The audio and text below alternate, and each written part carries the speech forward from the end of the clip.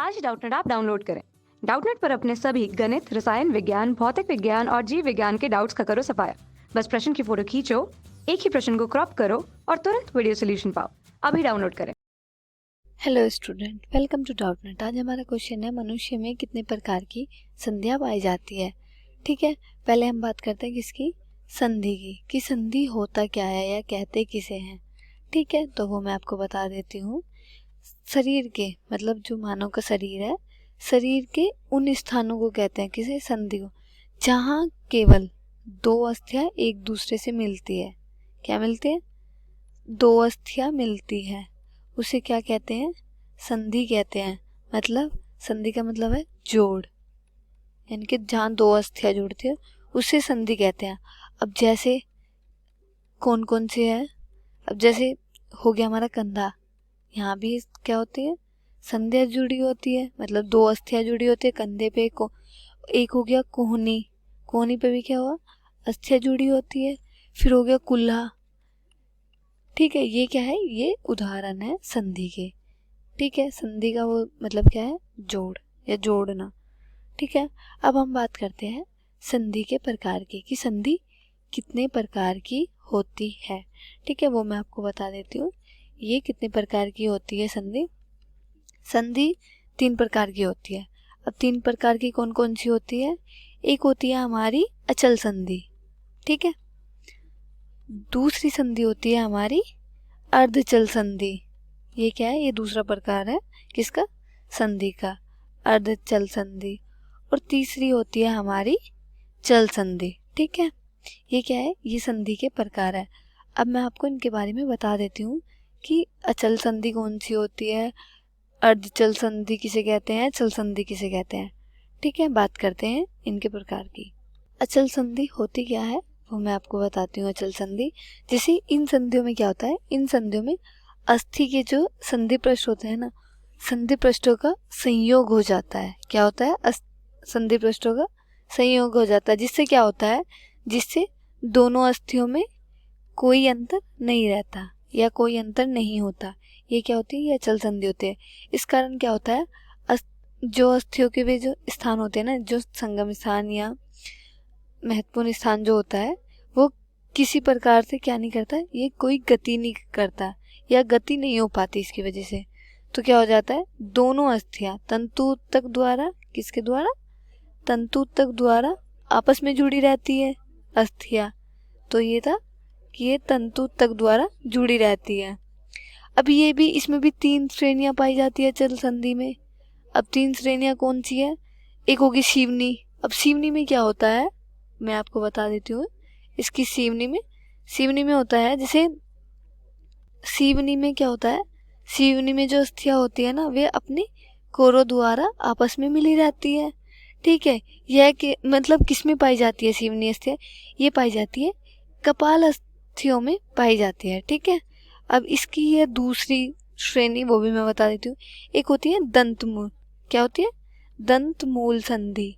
ठीक है, अब इसमें क्या होता है, ये भी मैं आपको बता देती हूँ। दंतमूल संधि में ये एक अस्थि का नुकीला भाग है दंतमूल, जिसमें क्या होता है, जिसके नुकीला भाग है, दूसरी अस्थि के भीतर क्या होता है, ये प्रविष्ट रहता है। अब जैसे क्या हो गया, हो गए दांत, हनु में लगे दांत, कहाँ होते हैं ये, हनु में लगे दांत।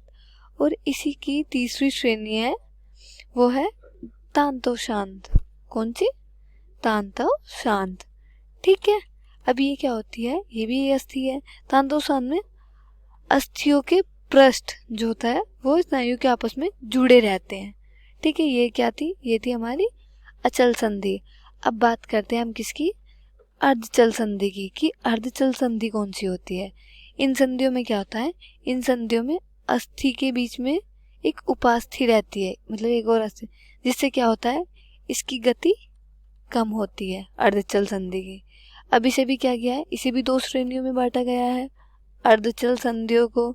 अब जैसे इसकी है पहली है उपास्थि। अब उपास्थि संधि होती क्या है वो मैं आपको बता देती हूँ। ठीक है, इन उपास्थि संधि में क्या होता है, इसमें किसी भी तरीके की गति नहीं होती।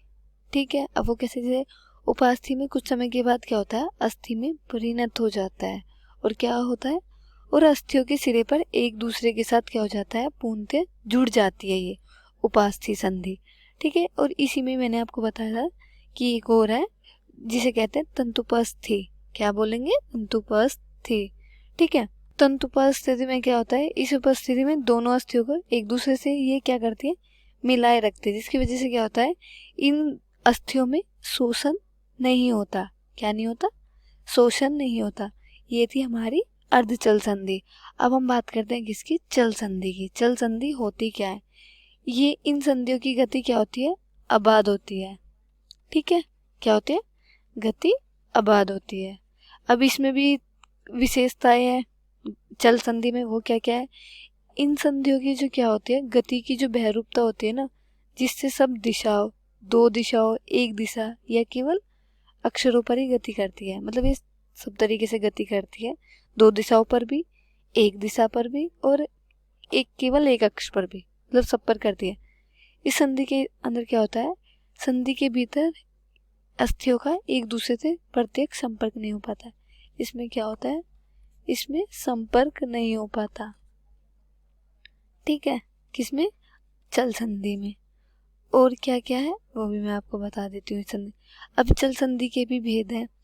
इसके है जैसे एक हो गया कोर संधि, ये इसमें मैंने आपको बताए थे।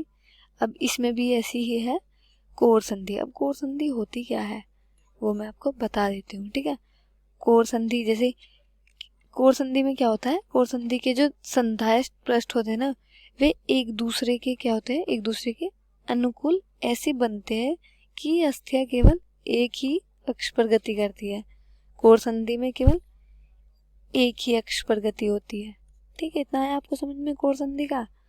फिर आती है विवर्तिका संधि। विवर्तिका संधि में क्या होता है, विवर्तिका संधि क्या होती है, ये एक अस्थि कुंडल की तरह बनी होती है। ठीक है, जो क्या होती है, जो दूसरे किवाड़ की चूल उसके भीतर बैठकर घूमती है। ठीक है, फिर आती है हमारी थर्ड, आती है स्थूलकाय संधि। स्थूलकाय संधि कहते किसे हैं या होती क्या है, ये काम क्या करती है, वो मैं आपको बता देती हूँ। ठीक है, स्थूलकाय संधि, इसमें क्या होता है, इसमें एक लंबा सा गड्ढा बना रहता है या गड्ढा बन जाता है, जिससे क्या होता है, जिससे दूसरी अस्थि क्या होती है, उन्नोत्तर होती है और लंबोत्तर सी हो जाती है। इनकी दूसरी अस्थि जो होती है वे लंबी हो जाती है, और इसका जो पहला भाग होता है वो अस्थि के गड्ढे में रहता है, और जो इसका दूसरा होता है, जैसे अस्थियां स्नायु द्वारा क्या होती है, आपस में बंधी रहती है। अब कौन कौन सी होती है, अब जैसे एग्जाम्पल में बता दूँ, जैसे कलाई की संधि, कौन सी, हाथ की संधि, कलाई की संधि बोल सकते हैं। ठीक है, कलाई की संधि, ये क्या है, ये है स्थूलकाय, स्थूलकाय कलाई की संधि। ठीक है, इसमें और भी है हमारी संधियां, जैसे एक होगी पर्णाय संधि, एक हो गई हमारी उलूखन संधि, एक हो गई सरल संधि। ये क्या है, ये भी सब चल संधि है। ठीक है, तो मैं आपको बता देती हूँ सरल संधि।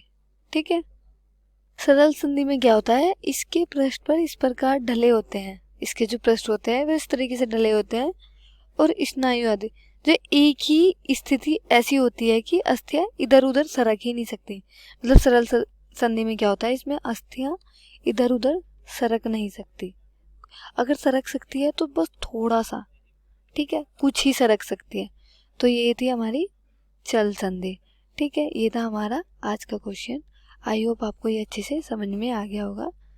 Thank you. कक्षा 6 से 12वीं से लेकर नीट, IIT, JEE वो एडवांस के लेवल तक 1 करोड़ से ज्यादा छात्रों का भरोसा।